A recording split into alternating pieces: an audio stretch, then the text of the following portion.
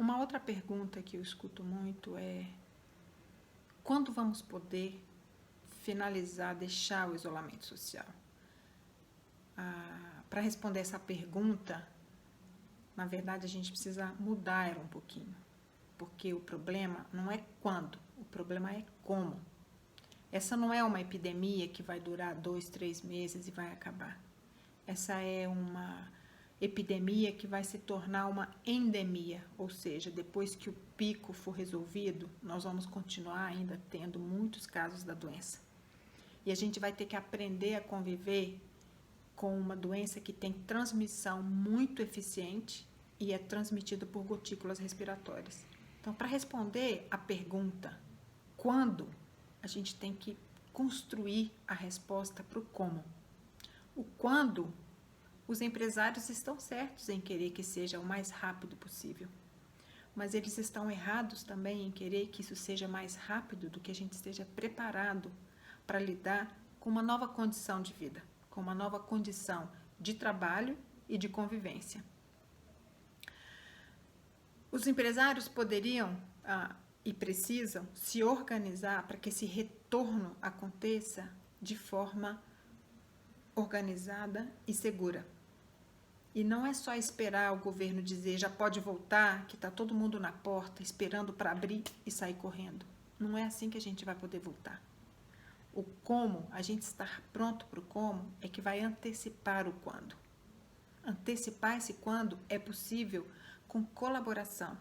Não dá para cada empresário, para cada setor, para cada trabalhador autônomo descobrir como vai funcionar. E umas coisas dependem das outras. A produção depende do fornecimento, depende da logística, depende da distribuição, depende da locomoção das pessoas das casas delas para outros lugares. Então, responder a isso vai ajudar a gente a responder o quando. Esse como não é só cuidar de limpeza. Eu ouvi já algumas respostas, eu li alguns materiais de preparo de empresas para o retorno. Vamos abrir as nossas empresas novamente, porque agora a gente conta com um padrão de limpeza hospitalar. Isso vai ajudar, isso é importante, mas não é tudo. O processo de trabalho que requer a presença de 2 ou mais pessoas no mesmo ambiente, em proximidade, é um risco. E como que a gente vai resolver isso quando são centenas de pessoas trabalhando em proximidade, precisando de conversar ou se comunicar para o trabalho sair bem feito? Então, a gente tem que desafiar a presença ao mesmo tempo, a proximidade, a comunicação verbal e o trabalho simultâneo e as interrelações.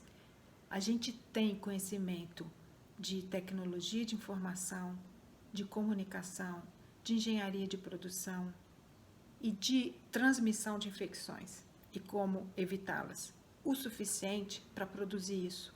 Nós precisamos baixar a guarda entre luta de economia com saúde, que não tem luta, tem colaboração, tem coordenação. A saúde vai permitir que as pessoas consigam trabalhar e a economia vai permitir que as pessoas consigam sobreviver.